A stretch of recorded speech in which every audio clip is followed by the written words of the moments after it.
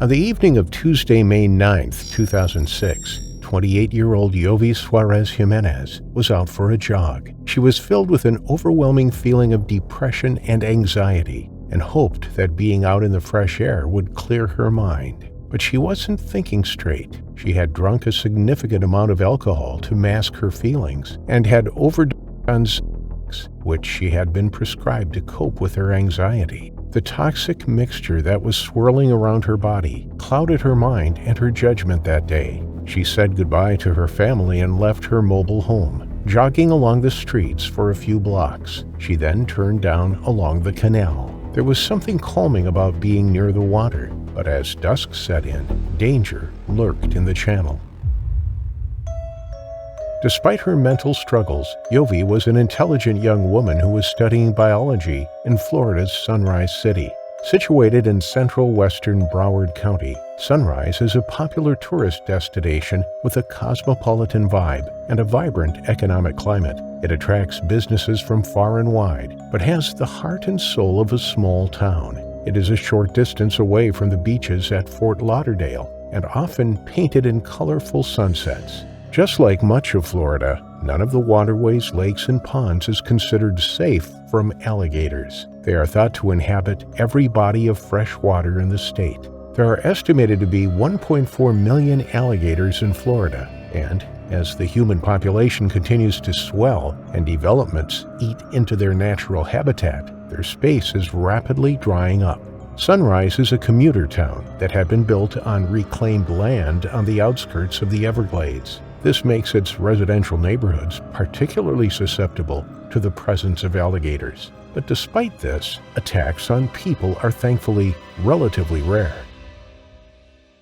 Yovy ran along the side of a canal. The water glistened in the moonlight, its silvery reflection shimmering off the surface. She stopped to catch her breath. Her mind was racing. She walked to a small bridge that crossed the canal and stepped down the bank, sitting underneath the bridge. She pulled out her mobile phone and called her mother. She needed to hear her voice. Everything felt at a loss for her. When her mother picked up the phone, she could tell that her daughter wasn't quite herself. Yovy told her that she was depressed. Things were troubling her, and she was struggling to cope.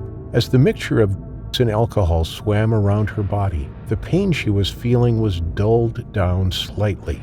She looked out over the water. It was still and calm. A gentle breeze played with her hair as she spoke with her mom. She dipped her feet into the water. The coolness engulfed them, and she took in a deep breath. When she said goodbye to her mom, neither of them knew it would be the last time. Her vision became blurred, and she smiled to herself as the medication took hold. She lay back on the bank, staring up at the bridge above her. She just needed a moment. The alcohol warmed her, wrapping an invisible blanket of safety around her. But Yovy was not safe. She was far from it.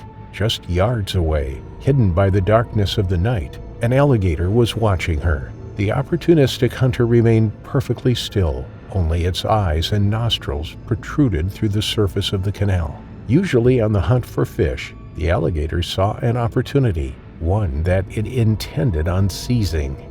As Yovy closed her eyes, the alligator moved in. It was silent. Not a splash or a ripple alerted Yovy to the imminent danger. Stealthily, it swam directly towards the young woman. Her feet were still dangled in the water as the knobbly outline of the alligator's head and part of its tail glided across the water. At the last second, the alligator launched its attack. It leapt out of the water and onto land. It scuttled along the bank a short distance away and grabbed Yovy by the legs, attacking her rapidly on the grassy bank.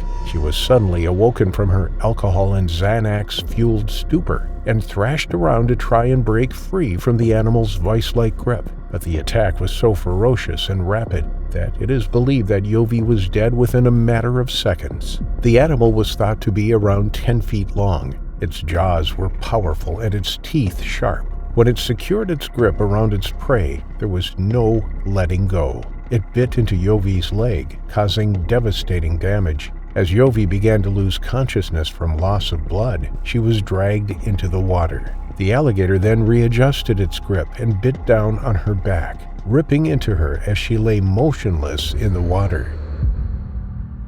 As the attack was unfolding, relatives at her home grew increasingly concerned for her whereabouts. She wasn't usually out this long, and her final call to her mother had raised concerns. It wasn't until the following morning that Yovy's body was found floating in the canal by some construction workers. It was a gruesome discovery. Both of her arms had been amputated, and her leg had a severe wound on it. It was a tragic end to somebody so young, and immediately a search was initiated to find the killer reptile. Despite the huge numbers of alligators living in Florida, there have only been 18 human fatalities since records began in 1948. Even more rare are attacks in the suburbs. Yovy was incredibly unlucky, and although the drink and had likely clouded her judgment, she had been foolish to get so close to the water that night. The coroner couldn't tell whether Yovy had been conscious at the time of the attack or not, but she had definitely been alive. The wounds on Yovy's body revealed that the attack had been rapid, and she had likely died before she was dragged into the water. The alligator had then continued to devour her into the night. Authorities were so shocked by the incident that they declared an immediate cull. Any alligator found along that stretch of water was euthanized. The first alligator was captured on the Thursday night, 2 days after Yovy lost her life. Although it was only 6 or 7 feet long and not likely to be the culprit, authorities still killed it. Inside its stomach was a tennis ball and an American football, but no human remains. As fresh meat and offal, such as pig's lungs, were tied to pieces of strong nylon rope and tossed into the water, the Florida Fish and Wildlife Conservation vowed to stop at nothing until the alligator responsible was caught. It took experts until the Saturday before they captured a more likely candidate for the attack. The alligator measured 9 feet 6 inches long, the size that was reflected in Yovy's injuries. Furthermore, it was caught underneath the bridge where Yovy had been seen by an eyewitness dangling her feet in the water. When they cut open its belly, they found 2 human arms inside. They had been swallowed whole and were still undigested. It seemed that they had caught the culprit, and the cull was called off. But the Sunshine State was about to be thrown into turmoil. In the following 6 days, 2 more people were fatally attacked by alligators. It was an unprecedented run of bad luck, and licensed alligator trappers had their hands full, with their phones constantly ringing from people wishing to get alligators removed from near their properties. The trio of deaths had people scared and anxious. People even called in the experts for small 3-foot alligators, as fear gripped the state. There was no single explanation for why there was an increase in attacks. Prior to that week, there had only been 17 recorded fatalities by alligators in the previous 58 years. At that time of the year, alligators become particularly aggressive as it's mating season. As well as that, water levels are typically low, forcing alligators into urban areas in search for more water and food.